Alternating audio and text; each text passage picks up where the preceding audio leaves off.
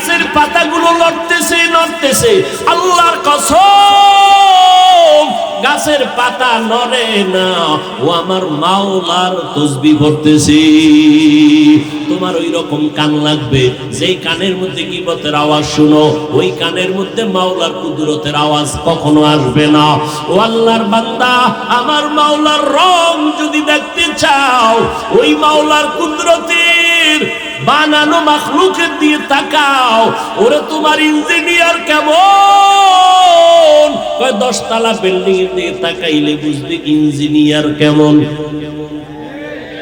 এটা বয়ান করে বুঝাবার দরকার নাই, বুঝাইয়াও পারা যাবে না, ঠিক নি? কুল্লাউ কানাল বাহরু মিদাদান লিকালিমাতি রাব্বি লানাফিদাল বাহরু ক্বাবলা আন তানফাদা কালিমাতু রাব্বি। এরপর কি? ওয়ালাউ জিনা বিমিসলিহি মাদাদা। আল্লাহর গুণগান তুমি কি গাইবা? কিছু দরকার নাই। আল্লাহর গুণগান তো সবাই গাইলো, শেষ হইল না। কত তাফসীর, কত মান্তিক, কত দর্শন, কত কিছুই হইল। একমাত্র কোরআন শরীফের ওজন 250 গ্রাম। এই কোরআনটা নাজিল করলেন আমার আল্লাহ, ওই কোরআনের দিয়ে তাকাও। এই কোরআনটা 250 গ্রাম। কোরআনের পাওয়ার কত, ওজন কত? যদিও 250 গ্রাম ওজন, কিন্তু এই ওজনটা এত হাকিকতে ওজন কত? আসমান নিতে চায় না, জমিন নিতে চায় না, পাহাড় নিতে চায় না। লাউ আনজালনা আলাল কুরআন কিনা হাযাল কুরআন আলা জাবালিন লারাআইতাহু খাশিআম মুতাসাদ্দিআম মিন খাশিয়াতিল্লাহ ওয়া তিলকাল আমসালু নাদরিবুহা লিন-নাস লাআল্লাহুম ইয়াতাফাক্কারুন।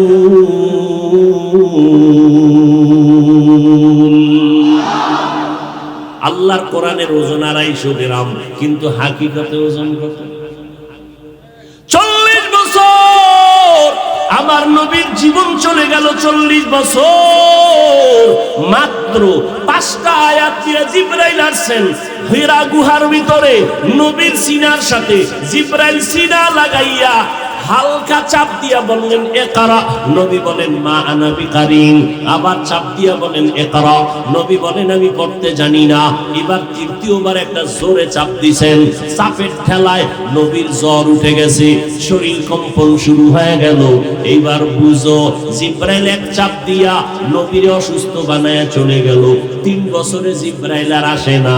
কোরআনের হাকিকতে ওজনটা বুঝনি। 5 আয়াত মাত্র নবীরে দিয়া 3 বছরে জিবরাইল কোরআন নিয়ে আসে না। 5 আয়াতের এতই যদি ওজন হয়, 30 পারা কোরআনের ওজন কত? ই কালামে জিন্দা কুরআনে হাকিম হিকমতে উলা ইয়াজালাসতু কাদিম। আল্লাহর কোরআনের দিকে তাকাও। আরে আহলুল্লাহ যারা, আহলুল্লাহ, আহলুল কোরআন হুম আহলুল্লাহ। আল্লাহর যারা ওই আহাল, আল্লাহর আহাল মানে আমার আহাল ছেলে, তার মানে কি আমার পরিবারের সদস্য, ঠিক না? কোরআনওয়ালারা আল্লাহর আহাল মানে আল্লাহর পরিবারের সদস্য। আল্লাহর পরিবার আছে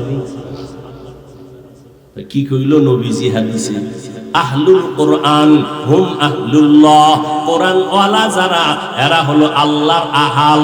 তার মানে হইল আহালওয়ালারা যেমন আমার খুব কাছের, যারা কোরআনওয়ালা তারা আমার মাওলার খুব মুহাব্বতের। আরে নবীর উম্মতের দল, ভালো করে বুঝো এই কোরআন আহলুল্লাহ যারা তারা বলেন আল্লাহর দেখবি। একজন কয় দেখবো, আল্লাহরে দেখার একটা আয়না আছে। কি আছে? আল্লাহকে দেখার একটা আয়না আছে। বলে আয়না কি? বলে কোরআন। ওইটা খুইলা ভেতরে তাকা, হাযা কালামু রাব্বি। এটা আমার রবের কালাম, আমার রবের কথা। কোরআনটা খুলিয়া যদি তাকাইতে পারো, কোরআন খুলে যদি তাকায় তাকায় দেখো, চোখের পাওয়ার নষ্ট হবে। সব মুসলমান যদি ঘুমায়, আল্লাহর কসম এ জমিনের একজন আল্লাহওয়ালা, কোরআনওয়ালা, তাকওয়াওয়ালারা ঘুমায় না। এরা সজাগ আছে নাই? তাই তো যখন দেখে যে মাথা উঁচু করে ফেলছি, সজাগ আল্লাহওয়ালারা কয় ঘুমের যারা আছে ওর তাড়াতাড়ি, তখন সব উঠা যায়। কি ব্যাপার? কয় ব্যাপার ট্যাপার নাই, আমি যেদিকেই সিগন্যাল দিব সেদিকেই দৌড়াবি। কারণ আমরা আল্লাহর মোহাব্বত নিয়ে চলি, আমরা অজাত অসৎ পথে আমরা মুসলমানকে প্রবাহিত করব না। কারণ দিন নাই, রাত নাই, খানা নাই, ঘুম নাই। আমরা উলামায়ে কেরাম উম্মতের পেছনে সময় দিতে দিতে বুড়া হয়ে গেছি, না টাইম মতো খানা পায়, না টাইম মতো ঘুম পায়। আলেমরা শুধু উম্মতের পেছনে দৌড়ায়, এত দৌড়ায় দুনিয়ার কোন কুত্তাও এই পরিমাণ দৌড়ায় না। নিজের ছেলের দিকে তাকায় না, হাসবেন না, নিজের মেয়ের দিকে তাকায় না। আমি যতটা কথা বলছি, এক নম্বরে বলেন এই প্যান্ডেল কি হাসি তামাশার প্যান্ডেল না কান্নার প্যান্ডেল? আমি যে কথাগুলো বলতেছি এগুলো কি হাসি দেওয়ার কথা? আপনি হাসেন কেন? আমি মাঠে দাঁড় করাই দেবো, যদি আর দাঁত খুইলা হাসেন, আসতে বলবো দাঁড়াও। যা বলতেছি আকল ঠিক থাকলে কান্না দরকার, কান্না দরকার। আল্লাহ হেদায়েত দান করুন। সব আলেম ওলামারা উম্মতের পেছনে দৌড়ায়, কই বাড়ি, কই ঘর, কই ছেলে, কই মেয়ে খবর নাই। কোথায় বাজার, কোথায় সদাই, কোথায় চাল, কোথায় ডাল চিন্তা নাই। কোথায় পাবে টাকা কোনো পেরেশানি নাই, উম্মতের পেছনে দৌড়ায়। এই উম্মত গুলো যেন জাহান্নামে না যায়, এই উম্মতের ঈমান যেন নষ্ট না হয়, পাগলের মতো দৌড়ায়। আবার গভীর রাতে মাওলার সাথে যায় নামাজে কথা কয়, ও দয়ার মালিক তোমার উম্মতের পেছনে দৌড়াইলাম, ও আল্লাহ সারাদিনের ডিউটির পরে এখন আবার হাজিরা দিলাম। ডিউটির পরে হাজিরা আছে না নাই? হ্যাঁ, আলেমরা কিন্তু আবার হাজিরা দেয়। অতিও গভীর হয় রজনী যখন, নীরবে প্রভুর নাম জপিও তখন। প্রভুর করুণা যদি পাইবারে চাও, গভীর রাতে উঠে প্রভুর গুণগান গাও। গভীর রাতে আমার আল্লাহ কোথায় আসেন জানেননি? কোন দিন? প্রতিদিন। কেন আসেন? বান্দার থেকে কিছু নিতে না দিতে। আপনাদের তো কিছু লাগে না, লাগলে ঘুমান কেন? ঘুমাইয়ে উঠে বলবেন পাইলাম না রে। বদনসিবের মুমিন 12টা মাস শেষ রাতে আমার আল্লাহ প্রথম আসমানে আসেন। বান্দার কি প্রয়োজন তা মিটানোর জন্য আসেন। আল্লাহ ডাকেন, কি দরকার বল, আমি পূরণ করব। যাদের লাগে তারা ঘুমায় না, যায় নামাজে বসে আমার মাওলার কাছে চাইয়া সব নিয়ে নাই। ফেরাউনও চাইয়া নিছে, আল্লাহ দুনিয়ার খোদাগিরি চাই, পরকালে কিছুই চাই না। আল্লাহ দিয়ে দিছেন, যা চাবি দিয়ে দিব। এই বেটা টাকা লাগবে, চাবি দিয়ে দিব। আল্লাহ তাআলা বলেন, মান কানা ইউরিদুল আজিলা, যারা দুনিয়া আমার কাছে চায় আমি অতি দ্রুত তাদেরকে দুনিয়াটা দিয়ে দেই। যারা টাকা চাবি দিয়ে দিব, বাড়ি লাগবে দিব। ফেরাউনের যদি দিতে পারি, মুহাম্মদের উম্মতের কেন দিতে পারবো না? আতিনা ফি দারে দুনিয়া না হাসান, আতিনা ফি দারে উকবা না হাসান, ইয়া গিয়াসাল মুস্তাগীসিন হদিনা লফতিখারা বিল উলুমে ওয়াল গিনা। হর গরিদে নেকো তু তৈয়ার হে, जो न मांगे उससे तू बेजार है। উলামায়ে কেরাম উম্মতের পিছনে দৌড়ায়। এত দৌড়ায় কেন? আপনারা আলেমদের খানা দেন, বেতন দেন, তাই তো। হ্যাঁ, বেতন টেতন দেন না। বরং একজন আলেম যখন মসজিদে নামাজ পড়ায়, 1 মাস নামাজ পড়ায়, বেতন 10,000, 6 মাস বাকি।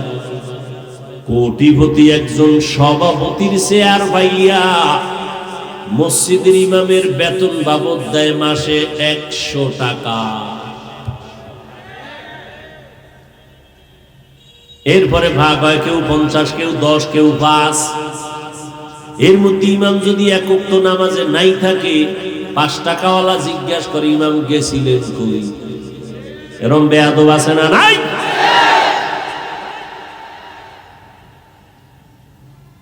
সভাপতি সাহেব বারবার এখানে যায় সেখানে যায়, কোনো ছুটি নাই। ইমাম সাহেব যদি একদিনের জন্য না থাকে, সিগনেচার লাগবে, সাইন লাগবে ছুটির জন্য। কি পরিমাণ আপনারা আলেমদের পেছনে রাখছেন! খোদার কসম, এই আলেমদের অবদান কোনোদিন পূরণ করতে পারবেন না। এই ওলামায়ে কেরাম এত কষ্ট করতেছেন, বিনিময়ে আপনারা কোনো দোয়া তো দূরের কথা, স্টেজ থেকে নামার পরেই ফেসবুক গরম, আলেমের বিরুদ্ধে, ইমামের পিছনে নামাজ পড়ে বাইরে গিয়া চায়ের দোকানে বিরোধিতা। এরপরেও কিন্তু কোনো আলেম গালি দেয় না, কারো সাথে খারাপ আচরণ করে না, বরং দেখলে সালাম দেয়, বুকের সাথে বুক লাগায় আলিঙ্গন করে। আপনার বুকের সাথে আলেমদের বুকটা কেন লাগায়? কারণ আপনার বুকের মধ্যে মেশক লাগানো আছে, তাই। বরং দুঃখ রাগ করবেন না, বুঝাবার জন্য বলি, হিংসার নজরে না। ওই আলেমরা আপনার কাছে দাঁড়াইলে কেমন যেন মনে হয় নামাজ যাবে যাবে ভাব, কারণ আপনি বিড়ি পান করেন, নেশা পান করেন, সেই দুর্গন্ধ। ঠিক মতো পোশাক পরিচ্ছন্ন রাখেন না, ঠিক মতো গোসল করেন না, প্রস্রাব করিয়া ঠিক মতো পানি ব্যবহার করেন না। সব মিলাইয়া এত দুর্গন্ধের পর কেউ সি সি করে নাই, বরং সালাম দিয়া আলেম আপনাকে বুকে লাগাইয়া হাসি মুখে বরণ করেছে, কোনদিন বদদোয়াও করে নাই। ও আল্লাহর গোলাম, এত পেছনে আপনাদের মেহনত কেন করে? আপনারা গালাগালি করেন, তাও আমরা শুনি পিছনে বইয়া। টুপি নিয়ে কত বাজে কথা বলেন, বয়ান নিয়ে কত বাজে কথা বলেন, সুযোগ পেলেই তাবলীগের বিরুদ্ধে কথা বলেন, সুযোগ পেলেই চরমনের বিরুদ্ধে কথা বলেন, সুযোগটা পাইলেই দেওবন্দি কওমির বিরুদ্ধে কথা বলেন। আমরা সব জানি, আমরা সব শুনি, আমরা একটা জবাবও দেই না, একমাত্র কারণ ওলামায়ে কেরাম হলেন কলিজার টুকরা, নবীর আশিক। মায়ার নবী আমার জীবন বিলাইয়া দিয়েছেন উম্মতের জন্য। ওই নবীর উত্তরসূরি আশিক উলামায়ে কেরাম এই জন্য দেশ থেকে দেশান্তরে দৌড়ায়।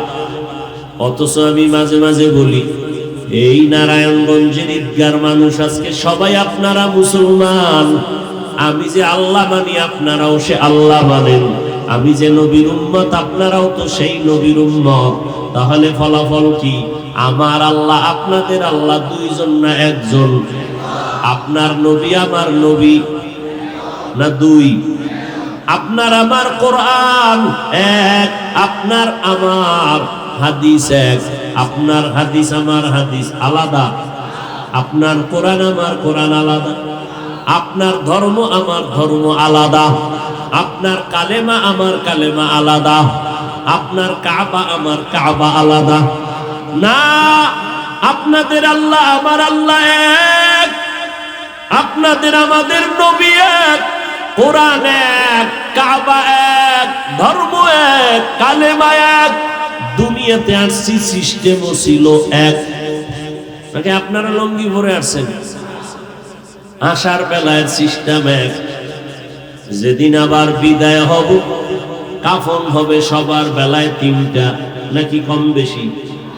এমপি সাহেব মারা গেলে তার সম্মানে কাফন একটা বেশি হবে, রিক্সা ড্রাইভার মারা গেলে তার কাফন গরিব হওয়ার কারণে একটা কম হবে, কালার হবে আলাদা।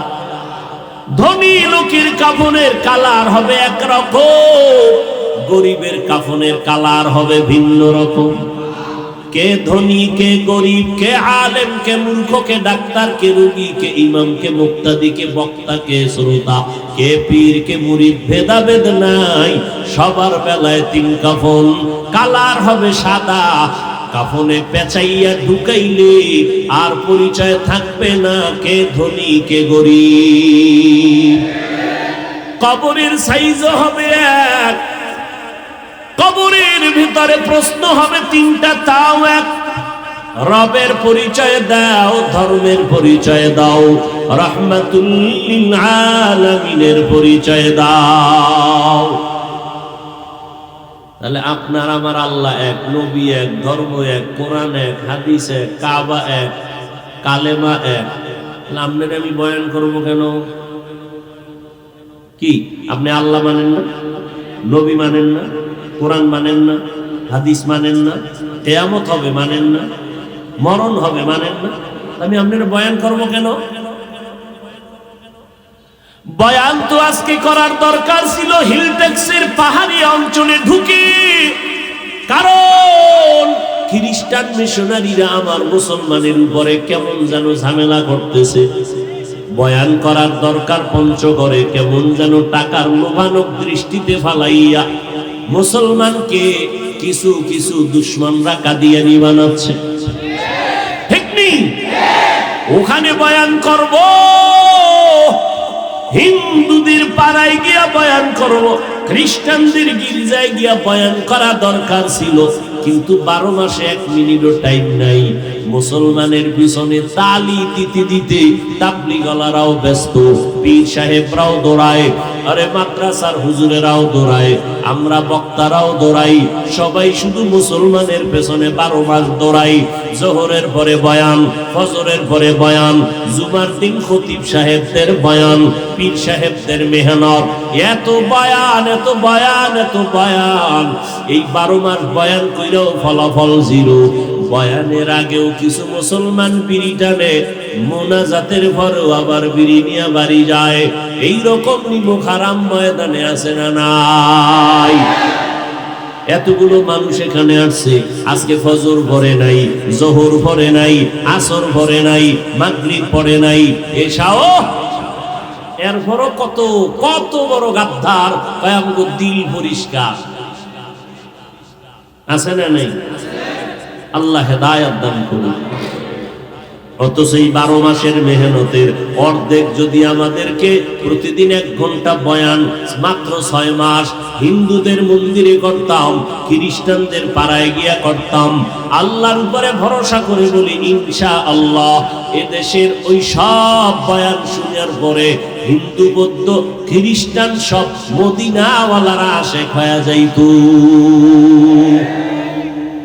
মুসলমানের আল্লাহ পারে নাই, আমরা কেমনে পারি? গজবের করোনা দিয়াও মুসলমানের সোজা করতে পারে নাই। ওই আগের সুদখোর এখনো সুদ খায়, আগের বেনামাজি এখনো বেনামাজি, আগের ঘুষখোর এখনো ঘুষ খায়, আগের আলেমের দুশমন এখনো দুশমন। আল্লাহ পারে নাই কা? এই মিয়া আল্লাহ কোরআনে বলেন মাইয়াহদিল্লাহু ফাহুয়াল মুহতাদ ওয়া মাইয়ুদলিল ফালান তাজিদা লাহু ওয়ালিয়্যাম মুরশিদা। আল্লাহ যদি চান হেদায়েত দিবেন তাহলে সে পেয়ে যাবে। আল্লাহ যদি চান, এই উঠে কেন, এরা উঠে কেন? আমি কিন্তু মাইক ছেড়ে উঠে যাব। মস্কারি করো আমার সাথে না?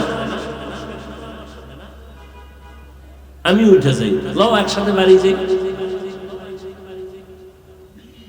টের পাও না কষ্ট কারে কয় না? পৃথিবীতে কথা বলার মতো কষ্টের কোনো কাজ নেই।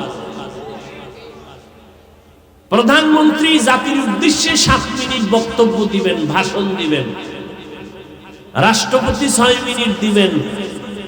সেই 7 মিনিটের ভাষণ লিখে দেওয়ার জন্য, রেডি করার জন্য আলাদা টিম করা হয়। ওই টিমে যারা সদস্য, প্রধানমন্ত্রী 7 মিনিটের ভাষণ ওকে করে রেডি করতে গিয়া কত লেখা আর কত সেরা, এরপরে ওপেন করে সঠিক করে এরপরে প্রধানমন্ত্রীর হাতে যখন দেন 50 বার এটাকে মোতালা করেন, এটাকে বারবার রিভিশন দেন, যে আবার একটা শব্দ না জানি জাতির সামনে উল্টা হয়ে যায়, মানুষ বিপরীত হয়ে যাবে। এই যদি হয় প্রধানমন্ত্রীর 7 মিনিটের হালাত, আমগো 12 মাসের হালাত কি হবে?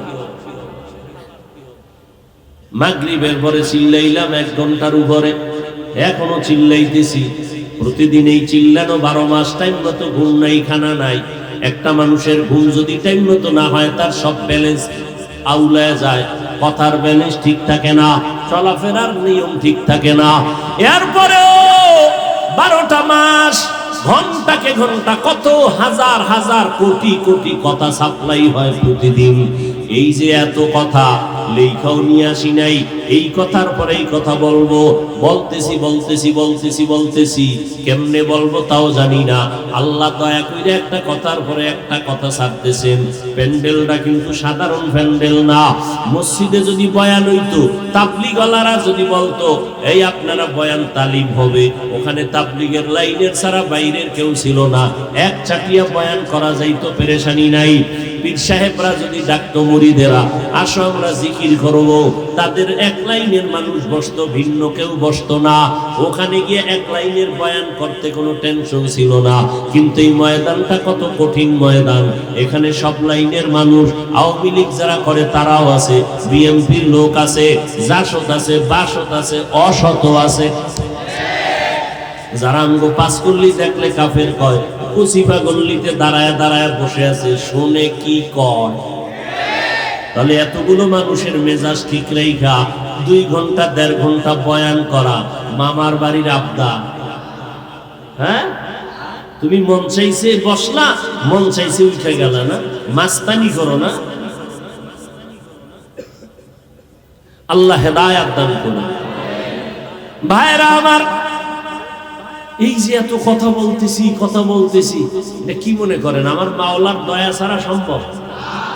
এরপরেও 2-1টা ভুল হতেই হবে, কারণ আমরা যেন বয়ান কইরা আল্লাহ কয় তুই যেন আবার অহংকারী করে না কস যে আমার বয়ান পারফেক্ট, এই কথা যেন না বলো। এজন্য মাঝে মাঝে কথার ফাঁকে দিয়েই অজান্তে ভুল হয়ে যায়, ইচ্ছায় না অনিচ্ছায়। আর সেই ভুলকে ধরে যারা আলেমদের নিয়ে প্রপাগান্ডা ছড়ায়, এদের মতো ডাকাত, এদের মতো জালেম, এদের মতো বেয়াদব দুনিয়ায় আর কেউ হতে পারে না। আল্লাহ হেদায়েত দান করুন। মুমিনদের আল্লাহ 2টা কর্মসূচি দিলেন, বেঈমানকে দেন না কেন? মনে আসেনি? কথা হয় না। বেঈমানকে কেন দেন নাই? কারণ জান্নাত শুধু মুমিন পাবে, কোনো বেঈমান পাবে না। এই প্রস্রাবের চাপ থাকলে ভাগ একটা কাউরা যাবি, আবার এছাড়া কেউ উঠবেন না, আগে বাড়ি যাবেন না। খোদায় না নিলে কেমনে যাবেন? পারবেন? একজনে আগে যাওয়ার জন্য বয়ানের মাঝখান দিয়ে দৌড়। আমরা বয়ান কইরা মুসাফা কইরা মোনাজাত দিয়া আস্তে আস্তে বিদায় গিয়ে দেই রাস্তার মাঝখানে খাড়ায় রইস, কি ও কয় চাক্কা 3টা নাই। এই গভীর রাইতে হসপিটাল কই পাবো, ডাক্তার কই সব ঘুমায়। এরপরে আর কি করব? কুয়াশা, শীত, হেঁটে হেঁটে বাড়িতে রওনা। খোদায় এমন বেজার হইছে, ঘুরতে ঘুরতে ফজর পর্যন্ত ঘুরে দেয়, ঘুরে ঘুরে আবার এই জায়গায় আসি, বাড়ি আর যায় না, ওই আগের জায়গায় আসছে ঘুরে। আর আমরা গিয়ে ঘুমাইছি, ফজরে উঠাবার নামাজ পড়ছি। মাওলায় না নিলে তুমি কেমনে যাবা বলো তো? আল্লাহ বেঈমানদেরকে আল্লাহ কেন বলেন নাই? কারণ বেঈমান জান্নাত পাবে না। 2 কর্মসূচি মুমিনকে দিয়েছে। 1, আল্লাহকে ভয় করো, তাকওয়া অর্জন করো। 2, জবানকে হেফাজত করো।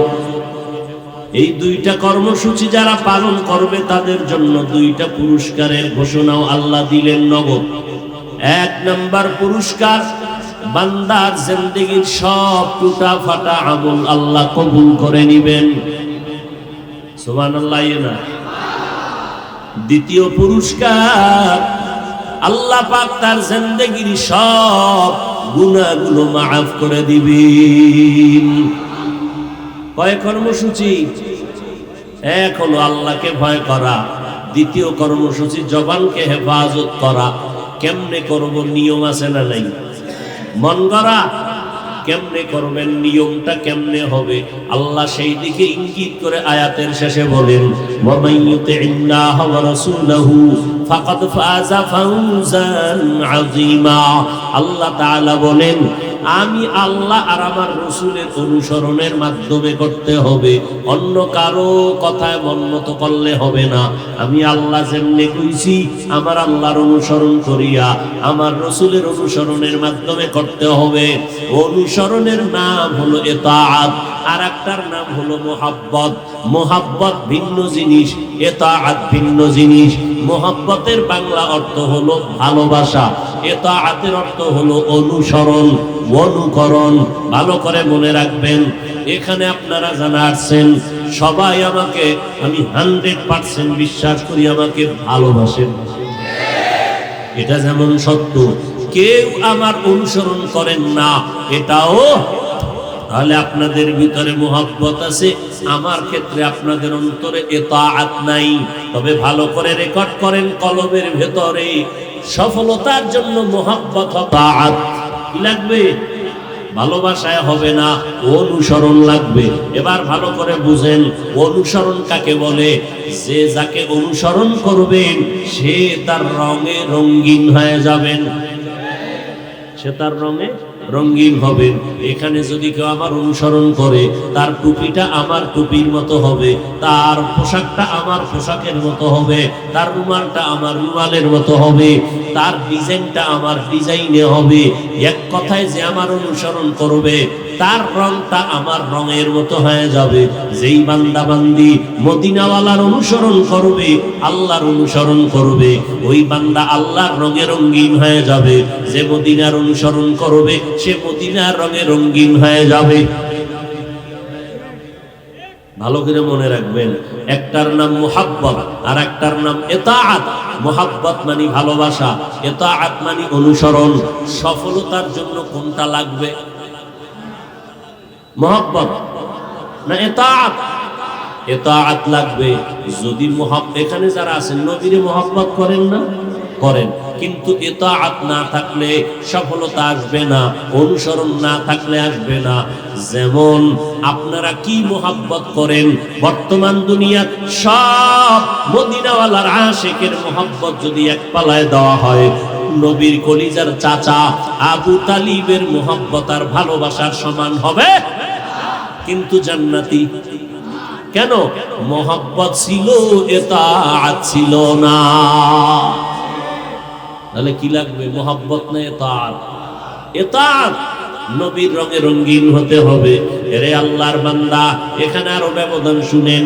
ভালোবাসা দূরের থেকে হয়, না দেখেও গায়েবী ভাবে হয়, কিন্তু অনুসরণটা দূরের থেকে হয়, তবে না দেখে হবে না, দেখতে হবে। আপনি আমার রঙে রঙিন হবেন, আমার মতো টুপি পরবেন, দেখতে হবে না কেমন টুপি? মুহাব্বতের জন্য দেখতে হয় না, অনুসরণের জন্য দেখতে হবে। আল্লাহ তাআলা বলেন, আমার অনুসরণ করো। দ্বিতীয় কথা, আমার মুহাম্মদ রাসূলের অনুসরণ করো। এই বিরক্ত বোধ করলে আমি মোনাজাত দিয়ে দেব, কোনো কষ্ট দিতে আমি চাই না। কারণ আপনাদের তুলনায় আমার রেস্টে থাকা বেশি জরুরি, কথা ঠিক না? অতএব আপনাদের যদি ধৈর্য হারায় যায়, একটু উঠা বসা করবেন, আমি বুঝতে পারবো, আস্তে মোনাজাত দেব, ইশারা দেওয়া লাগবে না, বুঝেন নাই? একটু উঠা বসা করবেন, তাই আমি মোনাজাত দিয়ে দেব, যে না আপনাদের ধৈর্য এখন কমে গেছে। কারণ এটা মাওলার দয়া ছাড়া সম্ভব না, বুঝেন না? এতগুলো মানুষ এখানে জমা করা এটা চাকরিখানি কথা। যদি এমপি সাহেব জমা করতে চাইতেন, ধনী কোটিপতি কোনো গার্মেন্টসের মালিক যদি চাইতেন রাত 12টা পর্যন্ত এই মানুষগুলো ঠান্ডার মধ্যে বসায় রাখবো, তাহলে তার কত পদক্ষেপ নিতে হতো, কত পেরেশানি পোহাইতে হতো। আসা যাওয়ার গাড়ি দেওয়া লাগতো ফ্রি, বসার জন্য বিছানা দিতে হতো ভিআইপি, এরপরে ফাঁকে ফাঁকে নাস্তা, নিয়ন্ত্রণের জন্য কত পুলিশ লাগতো, কত র্যাব লাগতো। কথা ঠিক না? কিন্তু এই মানুষগুলো ঠান্ডার মধ্যে এখানে বসে আছে, কাউকে জোর করে আনা হয় নাই, টাকা খরচ করে এখানে হাজির হয়েছে। বসার বিছনাটা পৃথিবীতে এর থেকে নিম্ন বিছানা আর নাই। এরপরে নাস্তা টাস্তা আছে কোনো কিচ্ছু নাই, নিয়ন্ত্রণের জন্য কোনো পুলিশ কিচ্ছু নাই। বুঝেন বরকতের মজলিসটা কত দামি এখন। এতগুলো মানুষকে পুলিশ নিয়ন্ত্রণ করতে হিমশিম খেয়ে যায়, অথচ নারায়ণগঞ্জের ঈদগাহ মাঠে হাজারো হাজারো মানুষগুলো আছে, একটা আওয়াজ নাই, একজন পুলিশও নাই। কেমনে নিয়ন্ত্রণ হয়? আমার মাওলার কুদরতে এটা সম্ভব। কত দাম এই মজলিসের। সেদিনও হাদিস শরীফে দেখলাম নবী বলেন, কেউ যদি উলামায়ে আহলে হকের মজলিসে আলেমদের মোলাকাতের জন্য যায়, ঘর থেকে যখন বের হয় তখন 70,000 ফেরেশতার একটা কাফেলা দিয়ে দেয়, আল্লাহর সাথে যাও হয়ে যা। 70,000 ফেরেশতার কাফেলা, এরা আস্তে আস্তে দোয়া করে, এখানে এসেও দোয়া করে, আল্লাহ তোমার বান্দারে মাফ করে দাও। ও মানুষ, যদিও তোমরা বড় দুর্বল, কিন্তু মর্যাদা আল্লাহ সবার বাড়ায় দিছেন।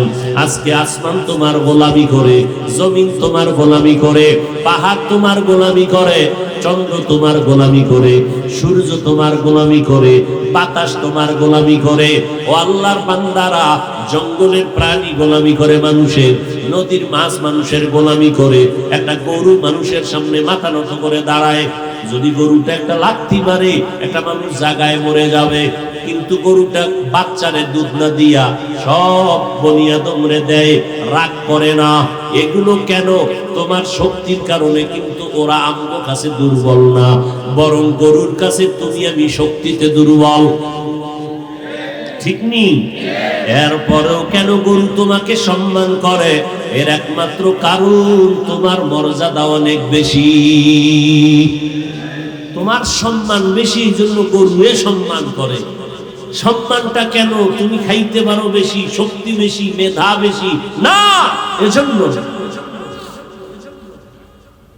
এরে আল্লাহর গোলাম, তোমার মধ্যে এমন একটা গুণ আছে যেই গুণটা ফেরেশতার ভেতরে নাই, ওই গুণটা পশুর মধ্যে নাই। এই কারণে তোমার দামটা কিন্তু ফেরেশতার সমান না, নূরের তৈরি ফেরেশতার থেকেও আরো বেশি দামি। আর যদি ওই গুণটা আছে অর্জন করতে না পারো, তখন তোমার সম্মান এতটাই নিচে যাবে, পশুর সমান না, পশুর থেকেও খারাপ। আল্লাহ হেদায়েত দান করুন। কর্মসূচি কয়টা? 2টা। এগুলো করার জন্য লাগবে আল্লাহর অনুসরণ, রসুলের অনুসরণ। অনুসরণের জন্য দেখতে হবে আল্লাহ গো, আপনার কাছে আমাদের জানতে মনে চায়, দেখতে দেখে দেখে অনুসরণ করা লাগবে।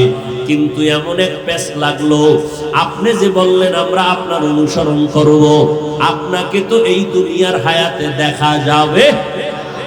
যাবে? যাবে না, কোনোদিন দেখা যাবে না, কখনো দেখা যাবে না। এই চামড়ার চোখ দিয়া মালিকের দেখা যাবে না। কিন্তু আরো আশ্চর্য ব্যাপার, রহমতের নবী আমার মেরাজ করিয়া মক্কাতুল মুকাররমা এসে বললেন, রাআইতু রাব্বি আযজা ওয়া জাল্লা, আমি আমার রবকে দেখেছি, সামনে বসে কথা বলেছি। আল্লাহরে দেখা যাবে, দুনিয়ার হায়াতে দেখা যাবে না। তো এখানে জবাব একটা আছে, সহজ জবাব, যে ওটা তো সেই জায়গার কারবার, দুনিয়ার কারবার না।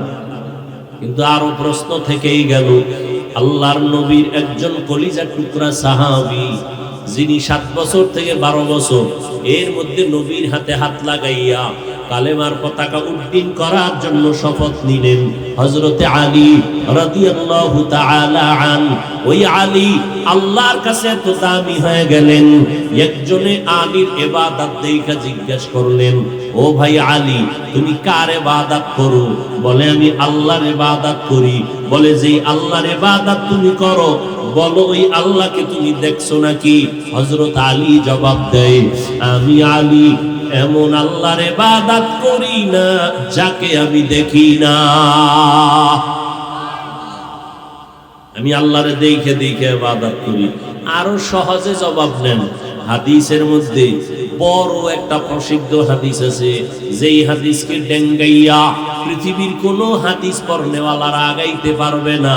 ওই হাদিসটাকে বলে হাদিসে জিবরাইল, ওই হাদিসকে বলে উম্মুল আহাদিস, ওই হাদিসকে বলা হয় উম্মুল জাওয়ামি।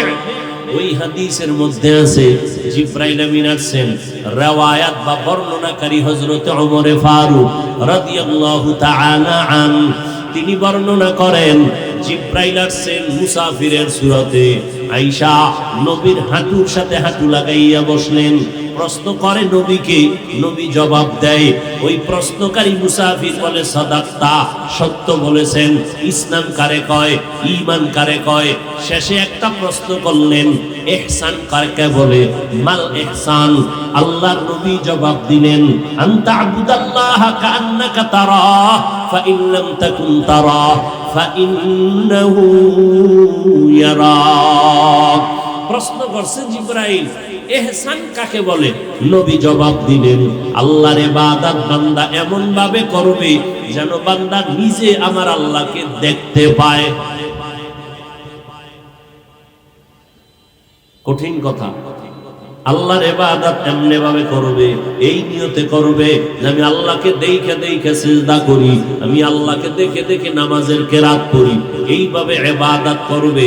এর নাম ইহসান। যদি আল্লাহকে দেখার পাওয়ার না থাকে, অন্তত মনে করবে আমি যদি আমার আল্লাহরে দেখি না, আল্লাহ আমাকে দেখতেছেন। এখন কি হইল? সারা দুনিয়ার মুসলমান আহলে সুন্নাত ওয়াল জামাতের চূড়ান্ত বিশুদ্ধ আকীদা, এ দুনিয়াতে আল্লাহকে দেখা যাবে না, এটাই সিদ্ধান্ত, এটাই ফাইনাল কথা। এ দুনিয়াতে আল্লাহকে দেখা যাবে না। কিন্তু হাদিসের মধ্যে বড় হাদিসের একটা মূল মা যাকে বলা হয় হাদিসে জিবরাইল, ওই হাদিসের এক পর্যায়ে নবীকে বলা হলো ইহসান কাকে বলে? নবী জবাব দেয়, বান্দা আল্লাহর ইবাদত করবে এমন নিয়তে, এমন ধারণায়, এমন ধ্যান ও খেয়ালে যে আল্লাহকে সে দেখে দেখে নামাজ পড়তেছে, আল্লাহকে দেখে দেখে আল্লাহকে ডাকতেছে, জিকির করতেছে। আল্লাহকে দেখা যাবে না, এখানে বলা হলো আল্লাহকে দেখে দেখে ইবাদত করো। আর আমিও কয়, আমি এমন আল্লাহর ইবাদত করি না যাকে আমি দেখি না। বড় কঠিন কথা রে বাবা। এই জন্য এগুলো নিয়ে কথা সামনে আর বাড়াবো না। এরে নবীর উম্মতের দল, প্রশ্ন ওইটাই, ও আল্লাহ আপনাকে দেখা যাবে না, আপনার অনুসরণ কেমনে করব? না দেখে তো রং লাগানো যাবে না। আল্লাহ জবাব দিয়ে কয়, ও আমার গোলামেরা, আমি জানি এরকম একটা কঠিন মুসিবতে তোমরা পড়বা। এবার শুনো, জবাব নাও। এরে আমার জমিনে আমার একজন কলিজার বন্ধু আছে। বাবা একটা বাচ্চা নিয়া বাজারে গেল সকাল 10টায়। বহুদিন আগে একটা বন্ধুর সাথে মোলাকাত। বন্ধু বন্ধুরে পাইয়া দোকান থেকে চিপস, চকলেট আর আইসক্রিম কিনিয়া বন্ধুর হাতে দিয়া কয়, তুমি খাও, বাচ্চারে দিবা না, কারণ বাচ্চা আমার বন্ধু না, তুমি আমার বন্ধু। দেওয়ার পরে সন্তানের বাবা খুশি হবে, বলে তোর মতো বন্ধু আমার লাগবে না। কিন্তু বন্ধু যদি দোকান থেকে চিপস, চকলেট, আইসক্রিম নিয়া বন্ধুর হাতে না দিয়া বন্ধুর সন্তানের হাতে দেয়, সন্তানও খুশি, বাবাও, বন্ধুত্ব আরো মজবুত হয়ে গেল। আল্লাহ কয়, এই দুনিয়ার মানুষ, জমিনের মধ্যে আমার একজন বন্ধু আছে। কষ্ট হইতেছে? আমার একজন বন্ধু আছে, মুসা নবী আমার বন্ধু, ইব্রাহিম নবী আমার বন্ধু, ঈসা নবী আমার বন্ধু, ইসমাইল নবী আমার বন্ধু, ইউসুফ নবী আমার বন্ধু। ও আল্লাহর বান্দারা, সমস্ত নবী আমার বন্ধু, মুহাম্মদও আমার বন্ধু। তবে ব্যবধানটা কি জানো? সব নবীরা আমি আল্লাহ পাকের আশিক, আর আমি আল্লাহ নিজে হলাম মুহাম্মদের আশিক। ইমামুল আউয়ালিন আল আখিরিন, বহরে সাদকা রাহমাতাল লিল আলামিন, সাইয়্যিদুল কাউনাইন খাতমুল মুরসালিন, আখির আমত বুদে ফখরুল আউয়ালিন। কে জানি একটা প্যাচ লাগাইয়াই দেয়, আর আমার মেজাজটা একটু যদি ধাক্কা লাগে, না জানি মোনাজাতটা দিয়েই ফেলে। নিজের কপালটাও ঘুরলো, আরো হাজারো মানুষের কপালে আগুন লাগায় নিজে চলে গেল। বয়ান কিমিয়া মুখস্থ করে করা যায়। কত জায়গায় বয়ান করি করি করি করি 2 ঘন্টা কইতন গেল টেরি ভাই না, আর কত জায়গায় আধা ঘন্টার পরে ঘড়ি তাকাই বয়ান শেষ হয় না কা, শেষ হয় না কা, গোডাউন থেকে বয়ান আসেই না। সব কার খেলা? জিন্দগি মে বন্দেগি তু কার নাহি, জিন্দগি মে বন্দেগি তু কার নাহি, जिंदगी बे बंदगी शर्मिंदा है, जिंदगी बे बंदगी शर्मिंदा है। दुनिया में हो दुनिया का तलबगार ना हो, बाजार से गुजर हो खरीदार ना हो। ये दुनिया एक मिसले कागज फूल है, ये दुनिया एक मिसले कागज फूल है। जिंदगी में बंदगी तू कर नहीं, जिंदगी में बंदगी तू कर नहीं, जिंदगी पे बंदगी शर्मिंदा है, जिंदगी पे बंदगी शर्मिंदा है। এরে নবীর আশিক, আল্লাহ কয় দুনিয়াতে আমার এক বন্ধু মুহাম্মদ, আমাকে যারা কিছু দিতে চাও, আমার রং যারা গায়ে লাগাইতে চাও, আমার রং না লাগাইয়া আমার বন্ধু মুহাম্মদের রং যদি লাগাও, আমি আল্লাহ খুশি। দলিল লাগবে না?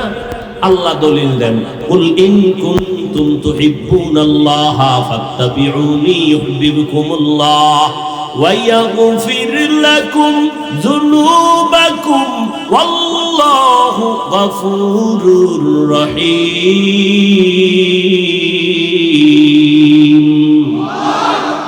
खुदा की हुब्ब से हुब्बे नबी है, खुदा की हुब्ब से हुब्बे नबी है। कुल इन कुंतुम तुहिब्बूना गवाहे, तेरा ऐना आलों में रंग बूहे, तेरा ऐना आलों में रंग बूहे। जिधर दिखता हो उधर तू ही तू है। ও বান্দা, আল্লাহর দেখবা কি? আল্লাহর তো কোনো আকার নাই, আল্লাহর কোনো আকৃতি নাই, আল্লাহর কোনো লাহান নাই, আল্লাহর কোনো আওয়াজ নাই। হিচে কসদর মুলকে উ आम्बाज नहीं कौले उरा लहने नहीं आवाज नहीं हीचे कसदर मुल्के उ अम्बाज नहीं कौले उरा लहने नहीं आवाज नहीं আল্লাহরে দেখবা কি রে বাবা আল্লাহর দেখার মতো তোমার মধ্যে পাওয়ার নাই পাওয়ার থাকলেও দেখবা কি আল্লাহর তো দেখার কোনো আকৃতি নাই আকার নাই লাহান নাই আওয়াজ নাই বলে তা কেমন আমার মাওলা আমার মাওলার যদি কিছু নমুনা দেখতে চাও আল্লাহর বানানো মাখলুকতের দিকে তাকা ওই আসমানের দিকে তাকা আমার মাওলার কুদরতের ঘেরান পাওয়া যায় ও বান্দা ওই নাক নিয়ে তাকাবি যেই নাকে বেগানার ঘেরান লাগে নাই ওই চোখ দিয়া তাকাবি যেই চোখ দিয়া রাত্রে মোবাইলে কবিরা গুনাহ দেখো নাই ওই চক্ষু দিয়া যখন তাকাইয়া দেখবি গাছের পাতাগুলো নড়তেছে নড়তেছে আল্লাহর কসম গাছের পাতা নড়ে না ও আমার মাওলার তাসবিহ পড়তেছি তোমার ওই রকম কান লাগবে যেই কানের মধ্যে গীবতের আওয়াজ শুনো ওই কানের মধ্যে মাওলার কুদরতের আওয়াজ কখনো আসবে না ও আল্লাহর বান্দা আমার মাওলার রং যদি দেখতে চাও ওই মাওলার কুদরতের বানানো মাখলুকের দিয়ে তাকাও ওরে তোমার ইঞ্জিনিয়ার কেমন কয় 10 তলা বিল্ডিং এর দিকে তাকাইলে বুঝবে ইঞ্জিনিয়ার কেমন এটা বয়ান করে বুঝাবার দরকার নাই বুঝাইয়াও পারা যাবে না ঠিক নি হা কুল্লাউ কানাল বাহরু মিদাদাল লিকালিমাতি রাব্বি লানাফিদাল বাহরু ক্বাবলা আন তানফাদা কালিমাতু রাব্বি এরপর কি ওয়ালাউ জিনা বিমিসলিহি মাদাদা আল্লাহর গুণগান তুমি কি গাইবা কিছু দরকার নাই আল্লাহর গুণগান তো সবাই গাইলো শেষ হইল না কত তাফসীর কত মান্তিক কত দর্শন কত কিছুই হইল একমাত্র কোরআন শরীফের ওজন 250 গ্রাম এই কোরআনটা নাজিল করলেন আমার আল্লাহ ওই কোরআনের দিয়ে তাকাও এই কোরআনটা 250 গ্রাম কোরআনের পাওয়ার কত ওজন কত যদিও 250 গ্রাম ওজন কিন্তু এই ওজনটা এত হাকিকতে ওজন কত আসমান নিতে চায় না জমিন নিতে চায় না পাহাড় নিতে চায় না লাউ আনজালনা আলাল কুরআন কিনা হাযাল কুরআন আলা জাবালিল লারাইতাহু খাশিআম মুতাসাদ্দিআম মিন খাশিয়াতিল্লাহ ওয়া তিলকাল আমসালু নাদরিবুহা লিন-নাস লাআল্লাহুম ইয়াতাফাক্কারুন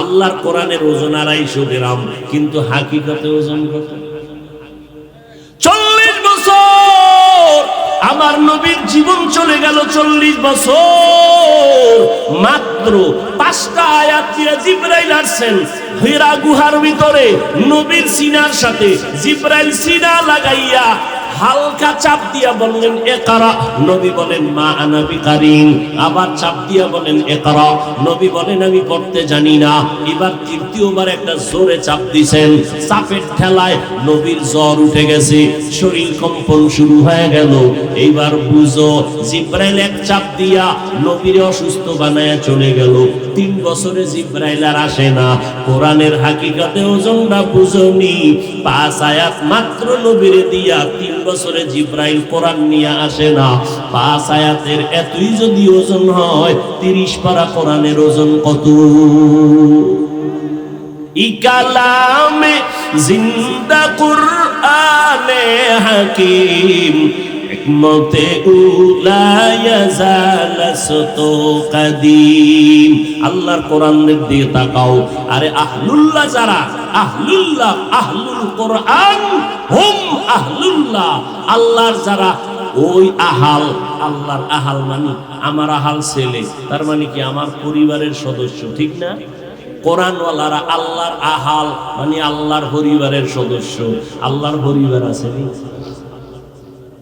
কি কইল নবীজি হাদিসে আহলুল কোরআন হুম আহলুল্লাহ, কোরআন ওয়ালা যারা এরা হলো আল্লাহর আহাল। তার মানে হইল আহাল ওয়ালারা যেমন আমার খুব কাছের, যারা কোরআন ওয়ালা তারা আমার মাওলার খুব মুহাব্বতের। আরে নবীর উম্মতের দল, ভালো করে বুঝো, এই কোরআন আহলুল্লাহ যারা তারা বলেন আল্লাহর দেখবি। একজন কয় দেখবে, আল্লাহরে দেখার একটা আয়না আছে। কি আছে? আল্লাহকে দেখার একটা আয়না আছে। বলে আয়না কি? বলে কোরআন। ওইটা খুইলা ভেতরে তাকা, হাযা কালামু রাব্বি, এটা আমার রবের কালাম, আমার রবের কথা। কোরআনটা খুলিয়া যদি তাকাইতে পারো, কোরআন খুলে যদি তাকায় তাকায় দেখো, চোখের পাওয়ার নষ্ট হবে।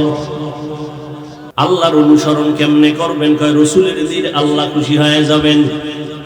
এবার সাহাবায়ে কেরাম সুযোগ পাইছে, আল্লাহর অনুসরণ কেমনে করি, একটা বিপদে আছিলাম। সমাধান হইল নবীর অনুসরণ করলেই আল্লাহ খুশি। আর আল্লাহ যদি খুশি হয়, জান্নাতে ঢুকতে কোনো টিকিট লাগবে না। ঠিক না? এবার নবীর অনুসরণ শুরু হয়ে গেল। দেখতে হবে না, নবীরে দেখেন আর অনুসরণ করে। নবী কেমনে পানির গ্লাসটা ধরেন, পানি কেমনে পান করেন। এই নারায়ণগঞ্জের শিক্ষিত মুসলমানেরা, ভুল তো জীবনে কম ধরলা না, নিজের মূলটা কখনো দেখলা না রে বাবা। যদি জীবনে বেঁচে থাকতে চাও, সুস্থতার জিন্দেগি চাও, জীবনে দাঁড়াইয়া পানি পান করবা না। তবে জমজমের সে মাসআলা ভিন্ন। দাঁড়াইয়া পানি পান করলে আমগো হুজুরেরা নিষেধ করছি, গায়ে লাগে না, কানে পানি যায় না। এখন বৈজ্ঞানিকরা কয়, চিকিৎসা বিজ্ঞানীরা কয়, দাঁড়াইয়া যদি পানি পান করো কিডনির উপরে আক্রমণ হবে। এবার তোমগো প্যান্ট শার্টটাই ওয়ালা গুরুরা কইছে, এবার নামাইনা কই যাবা চান্দু? আমগো হুজুরগো কথা শুনো নাই, আমগো হুজুরগো দুঃখ নাই, তারপরে বইলে যাই মানবা না মানবা। জীবনভর কইছি, দুই হাতের কবজা দুইয়া খানাটা খাইতে বসবা। এক আল্লাহর বান্দাও শুনতে রাজি না। যখন পুলিশ লাঠি লইছে, হাত ধোয়া লাগবে। এইবার দেখছেন নি কারবার, খোদা এমন রোগ দিছে, এই রোগে এখন খালি হাত ধোয়। এখনো তো বিভিন্ন বড় বড় অফিসে গেলে, হুজুর একটু ধুইবেন নি। আমি দুমু কেন? আমি তো অল টাইম ওযুর মধ্যে থাকি। 5 বেলার ওযু, 5 বেলার নামাজের ওযু তো আছে, সব সময় ওযু সহকারে থাকা। আল্লাহর কসম করে বলে গেলাম, ও নারায়ণগঞ্জের মুসলমান, একটা কবিরাজি ঔষধ দিয়ে গেলাম ময়দানে।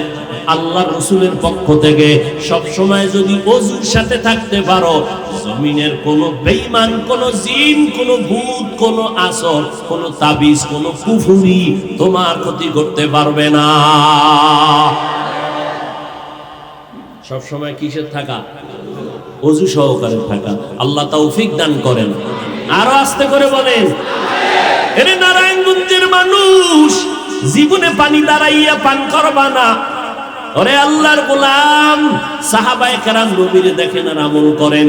সমস্ত চিকিৎসা বিজ্ঞানীরা একমত, দাঁড়াইয়া প্রস্রাব করলে, এখন তো হাইওয়ে রোডে চলবো, বিদেশ যাব, এমন কি যে কোনো বাসায় যাব, একটু ওযু ইস্তেনজা করব, হাই কমোড ছাড়া কোনো লো কমোড নাই। প্রস্রাব কেমনে করবো? হেনে কোন কায়দা আছে? আর জীবন মরে গেলেও তো আমি ওখানে বসবো না, বসিও নাই, মৃত্যুর আগে বসবো। আমার বাসার নাই, আমি বই।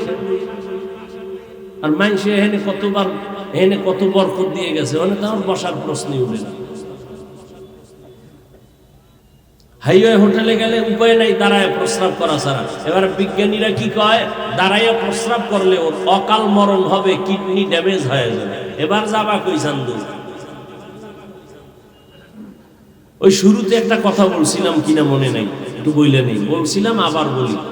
আল্লাহ যদি কপাল ভালো না রাখেন, তো মুহাম্মদ সৃষ্টির শ্রেষ্ঠ নবী বয়ান করলেও কপালে কালেমা আসে না। কে কে? আর মাওলায় যদি কবুল করিয়াই ফেলেন, তাহলে রসুলকে জবাই করতে আসিয়াও কালেমা বলে। কে কে? এই কারবারে নাই, আর কোন কারবার নেই। মাওলায় কবুল করে নাই, যে কারণে বয়ান শুনতেছো, নামাজের আগ্রহ বাড়ে না। আল্লাহ হেদায়েত দান করুন। এরে মুসলমান নবীর আশিক, সাহাবায়ে কেরাম নবীকে দেখেন আর অনুসরণ করেন। নবী জুতা পরিয়া নামাজে দাঁড়াইছেন, সাহাবায়ে কেরাম জুতা পরে নামাজে দাঁড়াইছেন। নামাজের মাঝখানে নবী জুতা খুলে ফেলছেন, সাহাবায়ে কেরাম জুতা খুলে ফেলছেন। নামাজের সালামের পরে নবী কয়, কিও জুতা খুললেন কেন? অনুসরণ, দেখে দেখে অনুসরণ করি, আর আমি তো এমনি জুতা খুলি নাই। কয় কে খুলছেন নবী? কয় জিবরাইল আমিন। কয় আমার জুতার নিচে নাপাক, নাপাক জুতা নিয়ে নামাজ হবে না, এই জন্য জুতা খুলে ফেললাম। তো অত আর আমরা ভিতরের হাকিকত জানি না, অনুসরণ করছি। আপনিও খুলছেন, আমরাও খুলে ফেলাইছি। নবী কয় আমি আগে জানলে তো জুতা পরতামই না, আগে জানি না কেন? আমি আলিমুল গায়বের মালিক নই। গায়বের মালিক কে? আলিমুল গায়বি ওয়াশ শাহাদাতি হুয়ার রাহমানুর রহিম।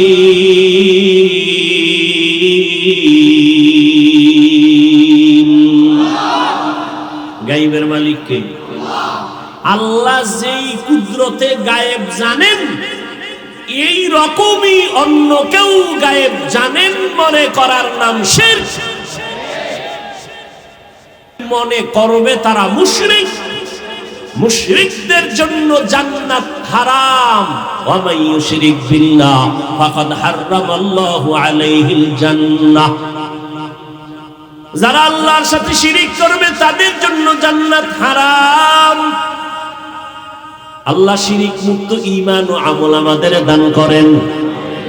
ভাইরা আমার, এবার নবীর অনুসরণ করা শুরু করলেন সাহাবায়ে কেরাম। কপাল ঘুরে ফিরে আঙ্গটাই খারাপ। কেন? আল্লাহরেও দেখলাম না, নবীরেও দেখলাম না, সাহাবায়ে কেরামেরও দেখলাম না, তাদের যারা দেখছেন তাবিঈনদেরও দেখলাম না, তাদের দেখনেওয়ালা তাবেঈ তাবিঈন কেউ দেখতে পারলাম না, মুজাদ্দিদ আল ফিসানিরও পাইলাম না, আশরাফ আলী থানবীরও পেলাম না, হুসাইন আহমদ মদনীরও পেলাম না। আমরা হতভাগার দল, যাদেরকে আমরা পাইছিলাম এদেরকেও হারাইয়া আজ আমরা অসহায়। এত ফিতনা, এত ফিতনা। আজকে যদি শাইখুল হাদিস আল্লামা আজিজুল হক রাহমাতুল্লাহ আলাইহি থাকতেন, মুফতি আমিনী রাহমাতুল্লাহ আলাইহি থাকতেন, শামসুল হক ফরিদপুরি রাহমাতুল্লাহ আলাইহি থাকতেন, হাফিজ জি হুজুর পীরজি হুজুর থাকতেন, আজকে যদি চরমনায় সৈয়দ ফজলুল করিম রাহমাতুল্লাহ আলাইহি থাকতেন, চট্টগ্রামের খতিবে আজম সিদ্দিক আহমদ রাহমাতুল্লাহ আলাইহি, আজকে যদি জমিনের ভিতরে মুফতি আজম ফয়জুল্লাহ রাহমাতুল্লাহ আলাইহি, সিলেটের জমিনে বড় বড় আল্লাহওয়ালারা থাকতেন, ও আল্লাহর বান্দা হাটহাজারীর হুজুর আহমদ শফি রাহমাতুল্লাহ আলাইহি থাকতেন, জুনায়েদ বাবুনগরী রাহমাতুল্লাহ আলাইহি থাকতেন, তাহলে আমগো এত টেনশন করা লাগতো না, আর এত বিপদেও এ জাতিরাও কখনো পড়তো না। তারা চলে গেলেন, হাটহাজারী চলে গেলেন, মুরব্বীরা চলে গেলেন। এখন যারা মুরব্বীর চেয়ারে আছে এদের অনুসরণ করবে তো দূরের কথা, বেয়াদব কিছু বের হইছে তাদের বিরোধিতা করার জন্য ফেসবুক গরম করে রাখে। ঠিক কিনা বলো? যাত্রাবাড়ির শায়েখ আল্লামা মাহমুদুল হাসান দামাত বারাকাতুহুম, এইরকম যারা মুরব্বী আমাদের সামনে এখনো আছেন, মুফতি মিজানুর রহমান সাঈদ দামাত বারাকাতুহুম, মুফতি দিলাওয়ার হোসেন দামাত বারাকাতুহুম, এইরকম চরমনায় সৈয়দ রেজাউল করিম ফয়জুল করিম দামাত বারাকাতুহুম সহ বড় বড় আল্লাহওয়ালা যারা আছেন, যাদের ইশারায় এখনো মানুষগুলো এক জায়গায় জমা হয়। ঠিক নেই? তাবলীগের লাইনে যারা মুরব্বী আছেন এদের ব্যাপারে যে সমস্ত বাচ্চারা কাফিয়া পড়ে, দাখিল পড়ে, ক্লাস 8-এ পড়ে, এরা যখন ফেসবুকে লেখালেখি করে তখন আর বুঝতে বাকি নাই আল্লাহর গজব আমাদের জন্য অপেক্ষা করতেছি। এরা যতই লেখালেখি করুক, আল্লাহর কসম এরা বেয়াদব, এরা কোনোদিন আদওয়ালা হতে পারে না। কি মনে হয় আপনাদের, এরা আদওয়ালা না বেয়াদব? আর এই বেয়াদবি কিন্তু এরা মাঠে শুরু আগে করে নাই, খোঁজ নিবেন এরা মূল বেয়াদবি শুরু করছে মা বাবার সাথে। ওখান থেকে সূচনা, শেষ হইতেছে আলেমদের উপরে। হাদিস শরীফে আছে, আল্লাহ যদি কারো ভালো চান তাকে আল্লাহ হেদায়েতের দরজা খুলেন, আর পক্ষান্তরে আল্লাহ যদি কারো অকল্যাণ চান তার প্রথম কাজ খাঁটি আল্লাহওয়ালাদের বিরোধিতা করা। মাস্তানি, বাহাদুরি, ফেসবুকে বাহাদুরি। তুমি আলেমের বিরুদ্ধে লাগো নাই, বরং তুমি মরার আগে পঙ্গু হওয়ার কাজে লেগেছো। আল্লাহ ক্ষমা করবেন না, করবেন না, করবেন না, কারণ এটা বান্দার হক। আলেমের ইজ্জত নষ্ট করেছো, আলেম ক্ষমা না দিলে আল্লাহ ক্ষমা দিবেন না। মায়ের সাথে বেয়াদবি করেছো, মা বাপ ক্ষমা না দিলে আল্লাহ দিবেন না। শিক্ষকের সাথে বেয়াদবি করেছো, শিক্ষক যদি ক্ষমা না দেয় আল্লাহ ক্ষমা করে দিবেন না, এটা বান্দার হক। আন্দোলন, শিক্ষকের বিরুদ্ধে আন্দোলন, কে শিখিয়েছে আন্দোলন? মা বাবা যদি ভুল করেও ফেলেন বেয়াদবি করা যাবে। শিক্ষক যদি আল্লাহ না করুন কিছু করেও ফেলেন বেয়াদবি করা যাবে। শুনো, রাসূলের হাতে গড়া সাহাবী হযরত আলী বলেন, মান আল্লামানি হারফান ইনশাআ বাআ ওয়া ইনশাআ আতাকা। হযরত আলী বলেন, আমাকে একটা অক্ষর যিনি শিক্ষা দিলেন তিনি আমার মাথার মুকুট। চাইলে সে আমাকে গোলাম বানাইয়াও রাখতে পারেন, চাইলে আমাকে বিক্রি করে দিতে পারেন। স্কুলে পড়ো, কলেজে পড়ো, শিক্ষকের সাথে যদি বেয়াদবি করো আল্লাহ ক্ষমা দিবেন না শিক্ষক ক্ষমা না দেওয়া পর্যন্ত। যদি ক্ষমা না চাও অপেক্ষায় থাকো, উস্তাদের সাথে বেয়াদবির পরিণাম ফল বিছানায় পঙ্গু হয়ে মরবি। এইবার এটা নিয়ে আবার কোন চালাক যদি অতি চালাকি করে, এজন্য দলিলটা গতকাল দিয়েছি মুফতি মিজানুর রহমান সাইদ সাহেবের ওখানে, আজকেও দিলাম। قال النبي صلى الله عليه وآله وسلم اثنان يعجلهما الله في الدنيا البغي وعقوق الوالدين। পয়গম্বর বলেন দুইটা অপরাধ এমন আছে দুনিয়াতে করলে শাস্তি হবে মরার আগে। কয়টা অপরাধ? এক নম্বর অপরাধের নাম জুলুম, দুই নম্বর অপরাধের নাম মা বাবার সাথে বেয়াদবি। জুলুম আবার তিন প্রকার, বলেন কয় প্রকার? আল্লাহর সাথে জুলুম করা, নিজের সাথে জুলুম করা, অন্যান্য মাখলুকাতের সাথে জুলুম করা, কারো ইজ্জত বিনা কারণে ইজ্জতের উপরে হামলা করা, এটা ন্যায় না অন্যায়? জুলুম। এই বান্দার হক নষ্ট করেছো, এই জুলুমের বিচার মরার আগে না পরে?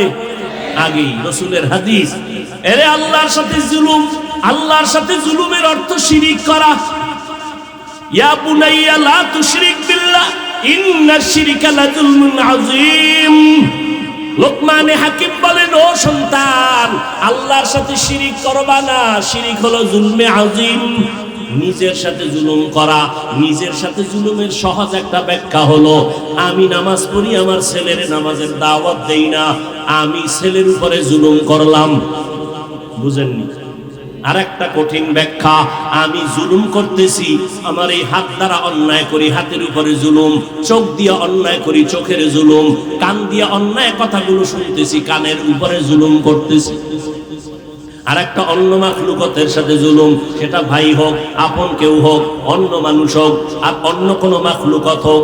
নবীজি হাদিসের মধ্যে বলতেছেন, একজন আল্লাহর বান্দি, নারী না পুরুষ, এক আল্লাহর বান্দি জীবনভর নেক আমল করতে করতে করতে করতে সীমানা নাই, জীবনের শেষ বেলায় সামান্য একটা অপরাধ করেছেন।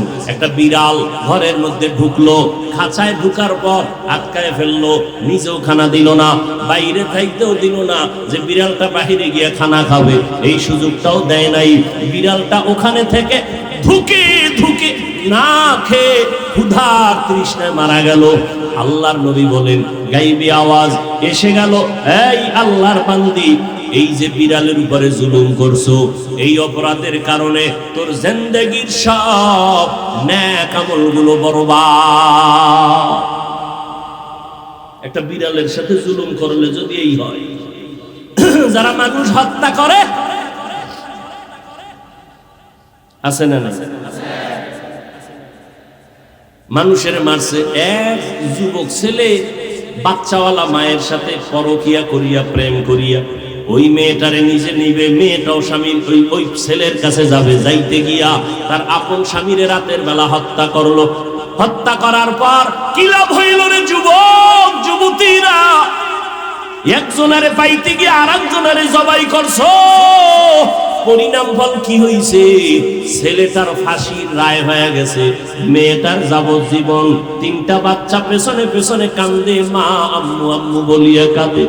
ওরে পাইলি না দুনিয়ার যৌবন, পাইলি না জীবন, পাইলি না কলিজার সন্তান। বাচ্চাগুলো কাঁদতেছে। 2-3 দিন আগের খবর না, অহরহ এগুলো চলতেছে।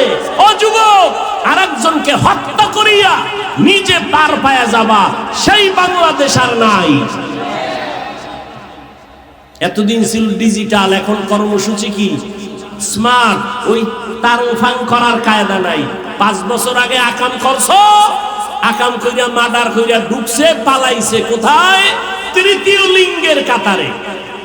কয়েকদিন আগে পুলিশে ধইরা, আরে ভিডা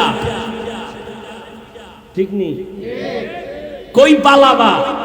একটা যুবক যুবতী যদি চিন্তা করত যে আমি একজনের মাইরা বড়লোক হব, খাবো না, ওই সুযোগ নাই। জেলখানায় পস্তে পস্তে মরবা, তো লাভ হইল কি? তোমারে, তুমি সরকারের আপন কেউ হইলে তোমারে সরকার বাঁচাবে না। খোদায় যদি কপালে আগুন লাগায় দেয়, সরকারও বাঁচাইতে পারবে না। দেখো না, একজনে সরকারের গুণগান গাইতে গাইতে এত বেশি গাইয়া ফালাইছে, এবার সরকার খায় অরে নমিনেশনই দিব না। ঠিক নেই? কঠিন, বড় কঠিন। আল্লাহ হেদায়েত দান করুন। লা তাআতা লি মাখলুকিন ফি মাসিয়াতিল খালিক।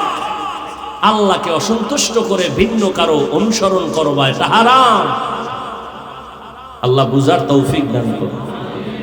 2টা অন্যায় করলে শাস্তি মরার আগে, একটা হলো জুলুম, আল্লাহর সাথে জুলুম, নিজের সাথে জুলুম, অন্যান্য মাখলুকাতের সাথে জুলুম করা, বান্দার হক নষ্ট করা। এটা ন্যায় না জুলুম? জুলুম। এর মায়ের সাথে যারা বেয়াদবি করছো, মা বাবার জুলুম করছো, মা বাবার সাথে, শিক্ষকের সাথে জুলুম করেছো। ও আল্লাহর বান্দারা, আজকে আল্লাহর শুকর, গড়ি হাতে দেই না। ওয়াজের সময় শুধু টাইম দেখা লাগে, এই জন্য দেই। ওস্তাদের সামনে তো পরের কথা। ওস্তাদের পাইলে এখনো চেষ্টা করি জুতা সোজা করার। বেয়াদবি করব দূরের কথা। আমার কথা হলো, যদি কেউ সীমা লঙ্ঘন করিয়াও ফালায়, আমার মাওলা দেখেন না? দেখেন না? আমার মাওলা বিচার করবেন না? তা আমি বেয়াদবি করার দরকার কি? এই মিয়া, আমার নামে দেশে কম তুফান চলে? কথা বলো না কেন? বাংলাদেশের দ্বিতীয় আর কার বিরুদ্ধে এত তুফান? আমার মাইয়া পোলা ফ্যামিলি সুদ্ধা কোনটা বাদ রাখছে? এই নেফাকি অন্তরওয়ালা টুপিওয়ালারা। কম আগুন জ্বালায় নাই আমাকে নিয়ে, কম ঘোলা পানি ঘোলা করে নাই, কম করে নাই, কম করে নাই। কিন্তু আমি কোনটার এগ্রি হয়ে জবাব দিছি? আমি চিন্তা করছি যে এই অন্যায় আমার বিরুদ্ধে যে বলতেছে তারা, এই দোষটা কি আমার মধ্যে আছে কি? যদি দেখছি নাই, তাহলে ওদিকে আমার কান দেওয়ার টাইম নেই, হুদা সময় নষ্ট করার লাভ নাই। আর আল্লাহর হাজার শুকর, আমি ফেসবুক এ পর্যন্ত চালাই না। মৃত্যু পর্যন্ত যেন আল্লাহ এই অভিশপ্ত ঘরে আমাকে না নেয়। ফেসবুক যদি দেখতাম, তাহলে প্যান্ডেল মোজাই দেওয়া হওয়া লাগবে, আর বয়ান আসতো না জবান থেকে, শুধু গালি আসতো। আল্লাহ জগৎ থেকে হেফাজত করছেন। নাম্বার 2, যদি আমার ওই দোষটা দেখতাম আমার মধ্যে আছে, তাহলে আমি আল্লাহর কাছে এই সারা দিনের কষ্ট করে হাজিরা দেওয়ার টাইম, ভোর রাত্রে বাসায় গিয়ে ওযু করে একটু হাজিরা দেই আল্লাহরে।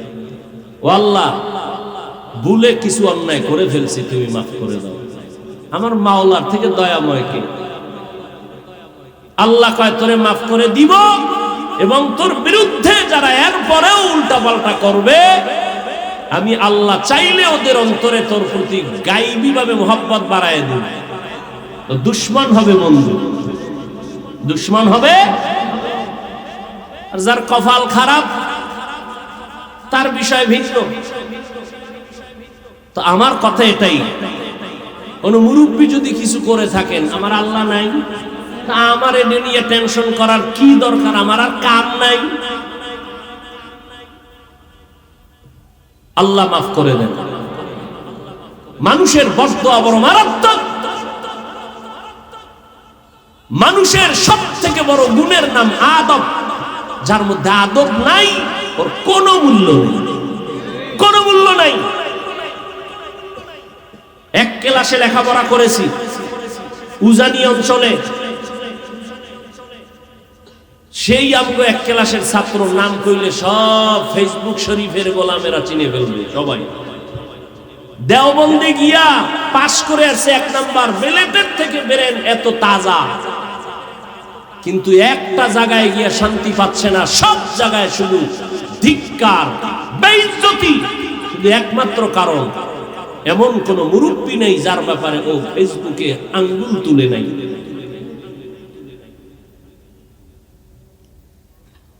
আল্লাহ তো ধরে আস্তে আস্তে, আমরা না সইতে পারি যে এক্ষুনি ধরি। ও 12টা বাজাইছে, আমি এক্ষুন 13টা বাজায় দেব। আমার মাওলা তো আস্তে আস্তে ধরেন। দেখেনি বান্দা তওবা করে ফিরে আসে। আল্লাহ মাফ করে দেন। আজকে বড় বড়দের কথায় উম্মতরা, সাধারণ মানুষ তাদের কথা শুনে ঈমান আমল ঠিক করবে, তাদের ব্যাপারে আমরা নিচে বসে বসে উল্টাপাল্টা বলতেছি। আল্লাহ এই বেয়াদবির থেকে আমার দেশের সমস্ত ছাত্র সমাজকে, শিক্ষকদেরকে আল্লাহ কুদরতের দ্বারা হেফাজত করেন, হেদায়েত দান করেন।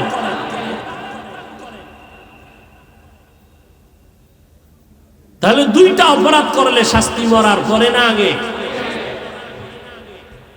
এবার নবীর অনুসরণের কথা বলতেছিলাম। নবী তো দেখে দেখে সাহাবায়ে কেরাম অনুসরণ করছেন, নবী নাই। এখন আমগো উপায় কি? আমরা একটা বড় বিপদে আছি। আমগো উপায় কি? একদল বলে আমরা কোনো ইমাম মানি না, একদল বলে আমরা হাদিস মানি, আর কিচ্ছু মানি না। আবার নতুন করে একদল বলে আমরা হাদিসও মানি না, শুধু কোরআন মানি। মদিনার নবী বলে গেছেন, ও আমার উম্মত যারা আমাকে পাইবা না, সমাধান দিয়ে গেলাম, তোমরা কাদেরকে দেখে দেখে অনুসরণ করবা আর জান্নাতের পথে আগাইবা। আমি নবী বলে গেলাম। আল্লাহ যেমন বলছেন, আল্লাহর বন্ধু আমি মুহাম্মদ, আর জমিনে আমি নবী বিদায় হওয়ার পরে আমার একদল বন্ধু থাকবে, তাদের অনুসরণ করবা, আমি নবী খুশি হয়ে যাব। আমার দুনিয়াতে একদল বন্ধু, একদল কয় দল? মাত্র একদল। এরা আর কেউ না, একমাত্র শুধুমাত্র কেবলমাত্র উলামায়ে আহলে হক। এদের মধ্যে হিংসা কাজ করবে না। এরা সত্যটাকে সত্য বলিয়া সামনে আগাবে, হাঙ্গামার মধ্যে যাবে না, এরা উগ্রতার দিকে যাবে না। উম্মতকে কোন চোখের পানি দিয়া পায় ধরে ধরে ডাকবে। যাদের কথায় মানুষ বেআমল থেকে আমলওয়ালার দিকে আগায়, যাদের বয়ান শুনলে দিলটা নরম হয়, চোখে পানি আসে, এমন উলামায়ে আহলে হক। এদের পেছনে যাওয়া ছাড়া জান্নাতের পথে আগানোর কোনো সুযোগ নাই। ওরে নবীর উম্মতের দল, এই উলামায়ে কেরামের মাধ্যমে গিয়া 2টা জিনিস অর্জন করো। আয়াতের ভিতরে আল্লাহ বলেছেন, 1 নম্বরে তাকওয়া অর্জন করো, দ্বিতীয় জবানটাকে কন্ট্রোল করো, জবানটাকে হেফাজত করো। আল্লাহ তাকওয়ার কথা বললেন, তারপরে বললেন জবানকে হেফাজত করো। তাকওয়ার কথা আগে কেন বললেন? বলে তাকওয়ার কথা যদি না বলা হয়, আল্লাহর ভয় যদি অন্তরে না রাখে, তাহলে কোন বক্তার বয়ানে বান্দা আল্লাহমুখী হবে না, গুনাহ ছাড়বে না, অন্যায় পথ থেকে ফিরবে না। এই জন্য লাগবে তাকওয়া। আর তাকওয়া অর্জন যদি হয়, তখন তার জবানকে কন্ট্রোল করা সম্ভব। জবানটাকে হেফাজতের কথা আল্লাহ কেন বললেন? হাত হেফাজতের কথা বলেন না কেন? বলে বান্দা হাতটা যদি অন্যায় করে, এটা হেফাজত করা যায় তাড়াতাড়ি, বেঁধে দাও। কান ডিস্টার্ব করে অন্যায় পথে, কানের মধ্যে তুলা লাগাও, আর বাজে আওয়াজ আসবে না। ও বান্দা পাও বেঁধে দাও, সামনে খারাপ রাস্তায় যাইবা না। কিন্তু জবান যদি অন্যায় করে, জবান এমন একটা বড় অস্ত্র, এটার চারদিকে বেলেটের মতো ধার, যেদিকে মারে ওদিকে কাটে, ঠিক না? জিহ্বা কিন্তু মারাত্মক ধারালো। যেমন আল্লাহর নিয়ামতের দিক দিয়েও একটা বড় নিয়ামত জিহ্বা। দেখছেননি এত কথা এত কথা এত কথা, কোনদিন জিহ্বা ব্যথা করে না। চোখ ব্যথা করে, কপাল ব্যথা করে, গাল ব্যথা করে, ঠোঁট ব্যথা করে, জিহ্বা কোনদিন ব্যথা করে না। এই জিহ্বা কেমন জিহ্বা, চোখে ভুল করে জিহ্বায় আমি কিন্তু ধৈর্য ভালো না। আমি যে কেমন সিসি ক্যামেরা, তরকারি ভাত মাইকা মুখে দিছি, বাইসা বাইসা দিছি, কোনো চুল নাই, জিহ্বা গিয়ে ধরা হয়ে গেছে। ঠিক নেই? কঠিন এক অস্ত্র জিহ্বা, চতুর্মুখী একটা ধার, যেদিকে মারবে কাটবে। কেমনে? ওই জিহ্বা ডান দিয়ে ঘুরায় কি মা ফাঁসির আসামি মা। এই জিহ্বাই যদি ঘুরায় কাউরে ধর, নিরপরাধ ব্যক্তিটার হাতে হ্যান্ডকাপ। ঠিক নেই? জিহ্বায় যদি একটা মাইয়ারে কয় কবুল, কি হবে? এই জিহ্বা ঘুরায় যদি কয় তালাক, কথা কয় না। দেখছেন নি জিহ্বার পাওয়ার? এই 5টা মিনিট সময় দে, একসাথে যাবো, বহ বহ, ঘুমে ধরলেন হইয়া বহ। এরে আল্লাহর গোলাম, জিহ্বা যে কত বড় নিয়ামত। এই জিহ্বার কথায় কঠিন মানুষ মোমের মতো দুর্বল হয়ে যায়, আবার এই জিহ্বার কথায় ঠান্ডা মানুষ গরম হয়ে যায়। দেখছেন নি জিহ্বার কারামতি কি? এটারে কন্ট্রোলই করা যায় না। এটার যত আটকাইতে চাই আটকায় না। হাত দুইটারে বান্ধা দিলাম, এটা জিহ্বা কেমনে বানবো? রশি লাগবে, কষ্টেপ দিয়া বানলে থাকবে না। জিহ্বায় যে পানি আছে, কষ্টেপ সব ব্রেক হয়ে যাবে, সুপার গুলো দিলে তাও হবে না। কয় জিহ্বা কেমনে আটকাইবা? আল্লাহ কয় এটা দুনিয়ার কোন রশিতে বান্ধা যাবে না। জিহ্বা কন্ট্রোলের আমি মাওলার একটা মেডিসিন আছে, ওটা যখন দিয়া রাখবা জিহ্বা কন্ট্রোল হয়ে যাবে।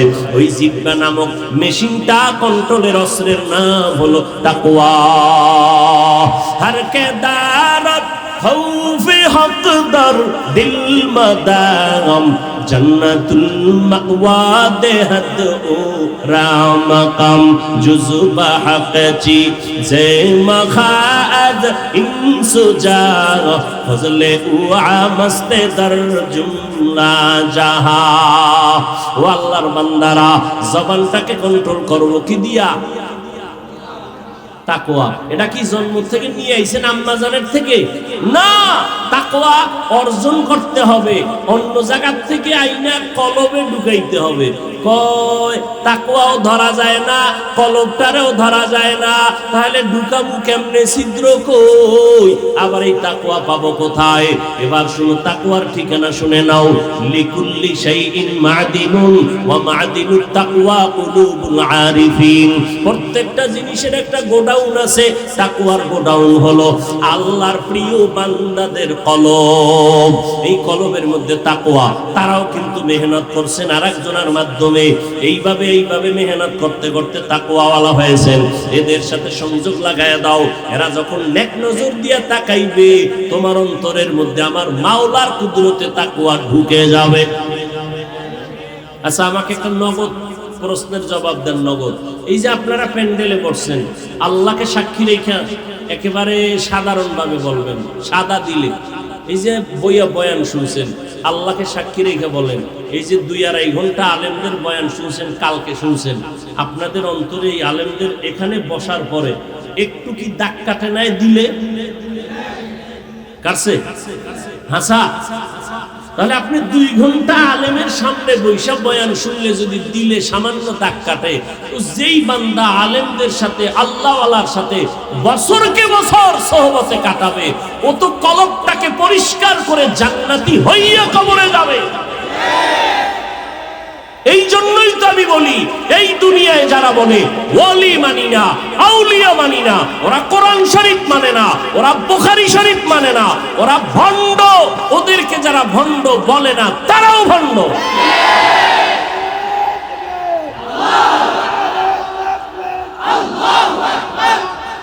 ঠিক না? এতক্ষণ মরিয়া যায় এতক্ষণ আছে। কারো জ্যৈষ্ঠ মাস, কারো সর্বনাশ। আল্লাহ হেদায়েত দান করুন। হ্যাঁ, তাহলে তাকওয়া অর্জন করতে হবে কাদের থেকে? আল্লাহর প্রিয় বান্দা। ওই যে শুরুতে বলছিলাম আহলুল্লাহ, আল্লাহর যারা কঠিন বান্দা, তাকওয়ার চূড়ান্ত ভূমিকায় যারা চলেন, এদের কাছে আল্লাহর স্পেশাল পাওয়ার আছে। কি পাওয়ার আছে? স্পেশাল। এটা সাধারণ মানুষের থাকে না। বলবো? 1 মিনিটে বলছি। আল্লাহ তাআলা বলেন, ইয়া আইয়ুহাল্লাযীনা আমানু ইন তাত্তাকুল্লাহ ইয়াজআল লাকুম ফুরকানা। যারা তাকওয়ার উপরে মেহনত করে মুজাহাদা করে, মুরাকাবা করে, আল্লাহ তাদের একটা স্পেশাল পাওয়ার দান করেন। ওই পাওয়ারের নাম হলো ফুরকান। পাওয়ারের নাম কি? মা মা'নাল ফুরকান হুয়া নূরুম মিন ইলাহি। আল্লাহর পক্ষ থেকে একটা নূর। এটা দিয়ে কি করে? মা ফুররিকা বিহি বাইনাল হাক্কি ওয়াল বাতিল। আল্লাহর দেওয়া নূরের আলো দিয়া হক আর বাতিলকে ডিভাইড করে আল্লাহর বান্দা হকের পক্ষে আগায় যায়, কোনো বাতিল লাগে না। নবীও বলেন এদের পাওয়ার কত জানো? ও দুনিয়ার মানুষ সাবধান, আল্লাহর প্রিয় বান্দা যারা আছে, ইত্তাকু ফিরাসাতাল মুমিন ফাইন্নাহু ইয়ানজুরু বিনুরিল্লাহ। পয়গম্বর বলেন, মুমিন আল্লাহর প্রিয় বান্দা যারা আছে, এদের দিলের পাওয়ার কিন্তু অনেক প্রশস্ত। তোমরা ভয় সাবধান থাকিও, কারণ তারা তুমি যা দেখো না, তারা তা দেখেন। এটা চোখে দিয়া দেখে না, আল্লাহর নূরের আলো দিয়া তারা দেখতে পায়। আল্লাহর বিশেষ পাওয়ার আল্লাহ দান করেন। আর দান করলে কি হয় জানোনি? ক্বালান নবী সাল্লাল্লাহু আলাইহি ওয়াসাল্লাম, লাউ আকসামা আলাল্লাহ লা আবাররা। এরা যখন আল্লাহর উপরে বিশ্বাস করে কসম খায়, কয় এটা হবেই, আল্লাহ কয় আমি তার কথায় করবই। এরে নবীর উম্মত, এই জন্য ওলি আউলিয়াদের কাছে যাইও, বিরোধিতা করলে সাবধান। আল্লাহ কিন্তু তার উপরে রাগ। আল্লাহ কয় রেডি হ, আমি যুদ্ধ করার জন্য রেডি। ও পর্দার আড়ালের আম্মা জানেরা, ও বৃদ্ধ বাবাজিরা, ও যুবকেরা, বয়ান তো কম শুনলা না রে বাবা, বয়ান তো তুমিও কম জানো না। এখন বাকি শুধু আমল। গুনাহ থেকে নিজেরে বাঁচাও। একটা বয়ান, তাকওয়ার বয়ান বাড়ি নিয়ে যাও। শেষ বয়ান, আজকের ফাইনাল পয়েন্ট হলো, ফিনিশিং বয়ান হলো, ও বান্দা, কারো উপকার পারলে করো, না পারলে চুপ থাকো। কারো ক্ষতি করবা না, কারো প্রশংসা করো, না পারলে চুপ থাকিও। কারো বদনাম বলবা না, পারলে নেক আমল করো, না পারলে চুপ করে বসে থাকো, গুনাহ করবা না। শেষ। এই 3টা কথা মানো। পারলে কারো উপকার করো, না পারলে চুপ থাকো। ক্ষতি পারলে কারো প্রশংসা করো, না পারলে চুপ থাকো। বদনাম পারলে বান্দা নেক আমল করো, না পারলে চুপ থাকো। কিন্তু কি করা যাবে না? এই 3টা কথা যদি মেনে নাও, বিনা হিসাবে জান্নাতি। নেক আমল করতে পারা না পারা নয় তো সফলতা, গুনাহ থেকে বেঁচে থাকাই হলো তাকওয়ার পূর্ণতা। বেশি বেশি জিকির করা তাকওয়া না, বেশি বেশি ইবাদত করার নাম তাকওয়া না, বেশি বেশি নামাজ পড়ার নাম তাকওয়া না, বেশি বেশি বান্দা তাসবিহ করার নাম তাকওয়া না, কোরআন পড়ার নাম তাকওয়া না, বেশি বেশি নামাজ পড়ার নাম তাকওয়া না। তাকওয়া কি? আল ইহতিরাজ আনিল মাসিয়া, গুনাহ থেকে বেঁচে থাকাই হলো তাকওয়া। এটাই বললাম। নেক আমল করা বা না করা নয় তো সফলতা, গুনাহ থেকে বেঁচে থাকাই হলো তাকওয়ার পূর্ণতা। নেক আমল করা এটা তাকওয়া না, গুনাহ থেকে বাঁচা এর নাম তাকওয়া। ওয়া আম্মা মান খাফা মাকাম রাব্বিহি ওয়া নাহান নাফসা আনিল হাওয়া ফাইন্নাল জান্নাতা হিয়াল মাওয়া। ও বান্দা, গুনাহ থেকে বাঁচো। এই যুবকেরা, পাও ধরলে বাঁচবি? বল, নিচে নেমে পাও ধরবো। সবাই তো পাও ধরতে রাজি। জাহান্নামে যাইও না রে বাবা, দুনিয়ার গরম সইতে পারো না, কবরের গরম কেমনে জাহান্নামের গরম সইবা রে বাবা। আজকে একটা মশার কামড় সইতে পারো না, মশারি টানায় ঘুমাও। আর গুনাহ নিয়ে যদি কবরে যাও, ওই কবরে পোকামাকড় কই পাবি মশারির যুবক। একটা বেতের বাড়ি সইতে পারো না রে বাবা, ওই কবরে গুনাহ নিয়ে গেলে দুই পার্শ্বের মাটির চাপ কেমনে সহ্য করবি রে যুবক। স্কুলে পড়তে বাধা নাই, কলেজে পড়ো বাধা নাই রে বাবা। ডাক্তার হও, ইঞ্জিনিয়ার হও, প্রফেসর হও, বাধা নাই। তবে বেয়াদব হইও না, মা বাবার সাথে খারাপ ব্যবহার করিও না, ওলামায়ে কেরামের সাথে খারাপ আচরণ করিও না, মুরব্বীদের সাথে খারাপ আচরণ করিও না। নেক আমল করো বা না করো, গুনাহ থেকে নিজেরে বাঁচাও। পিছনের গুনাহ থেকে বাঁচতে হলে লাগবে তওবা, সামনের গুনাহ থেকে বাঁচার জন্য লাগবে তাকওয়া। এজন্য উলামায়ে কেরামের পরামর্শ নিয়া নবীর তরিকার উপরে মজবুত হও। পেছনের গুনাহ তো করিয়েই ফেলছো, একটু চোখ দুইটা বন্ধ করে দেখো। তোমার আমার গুনার কারণে আজকে আমার হাত নাপাক, চোখ নাপাক, জিহ্বা নাপাক, অন্তর নাপাক। ও আল্লাহর বান্দারা, এই অপরাধের খবর তোমার মা বাবায় যদি জানতো, কেউ তোমারে মন দিয়া ভালোবাসতো না, তোমাকে কেউ খুশি মনে কাছে ডাকতো না। আমার মাওলা সব জানার পর একবারও রাগ করিয়া বলে নাই পানি বন্ধ করে দিলাম। কত যুবকেরা ঘুমের ঘরে মরিয়া যায়, গাড়ির নিচে মরিয়া যুবকের মরণ, পানির নিচে মরিয়া মরিয়া যায়। ও যুবক, কয়দিন আর বাঁচবি জানা নাই, কোন দিন যেন আজরাইল ধাক্কাটা দিয়া বসে রে বাবা। এখন থেকেও তওবা করিয়া নাও। তোমার মতো কত যুবক স্কুল কলেজে পড়িয়াও নামাজ ছাড়ে না। আজকে তোমার মতো কত যুবক রাস্তায় গাড়ি চালায়, নামাজ ছাড়ে না। বলো বাবা, তুমি কেন পারবা না? তোমার মতো কত যুবক র্যাব, আর্মি, পুলিশ, বিডিআরের চাকরি করে, নামাজ ছাড়ে না। তুমি কেন পারবা না? ও বুড়া বাবাজিরা, আপনাদের মতো কত বৃদ্ধ মানুষ লাঠি হাতে নিয়ে মসজিদে গিয়ে নামাজ পড়ে, ছাড়ে না। আপনারা কেন পারবেন না? ও পর্দার আড়ালের আম্মা জান, আপনার মতো কত মা, আপনারা তো দাবি ধন্য মা, আপনারা নবীদের মা, সাহাবায়ে কেরামদের মায়ের মতো মা, আপনারা আলেমদের মা, আপনারা আম্মা জান আয়েশা রাদিয়াল্লাহু আনহার মতো নারী, ফাতেমা রাদিয়াল্লাহু আনহার মতো নারী, খাদিজা রাদিয়াল্লাহু আনহার মতো নারী, ইসমাঈল নবীর মা হাজরা আলাইহা সালামের মতো দামি নারী, ঈসা নবীর মা মারিয়াম আলাইহা সালামের মতো দামি নারী। এরে আম্মা জানেরা, ওই ফেরাউন কত বড় বেঈমান, নিজেরে খোদা বলে দাবি করলো, তারপর আল্লাহকে মানে নাই। অথচ তার ঘরে তার আপন স্ত্রী আসিয়া, আল্লাহ তাকে এমন ভাবে কবুল করেছেন। আল্লাহর নবী বলেন, কিয়ামতের দিন জান্নাতে আমার সাথে আসিয়ার সাথে বিবাহের বন্ধন হয়ে যাবে। এরে আম্মা জান, এখনো আপনার মতো কত মা ঘরে আছে, স্বামীর মাল হেফাজত করে, নামাজ পড়ে, পর্দা করে, সন্তানগুলো আদর্শওয়ালা বানানোর চেষ্টা করে। আপনারা কেন পারবেন না? ও পর্দার আড়ালের যুবতী বোনেরা, তোমার মতো কত বোন এখন স্কুল কলেজে পড়ে, ঠিক মোবাইলে গুনাহ করে না, সময় নষ্ট করে না, পর্দা রক্ষা করে চলে। জীবনের মূল চাবির নাম চরিত্র। ও বোনেরা, তোমার চরিত্র নষ্ট করিও না। চরিত্র হারায় গেলে আর খুঁজিয়া পাবা না। আল্লাহর কাছে তওবা করে নাও। ও যুবক, মা বাবার দোয়া নিয়ে সামনে আগাইও। মা বাবার চোখের পানি ছাড়া তুমি কিন্তু লেখাপড়ায় পাস করতে পারো নাই। ওই মা বাবার চোখের পানি ছাড়া এই চেয়ারেও কিন্তু আমি বসতে পারি নাই।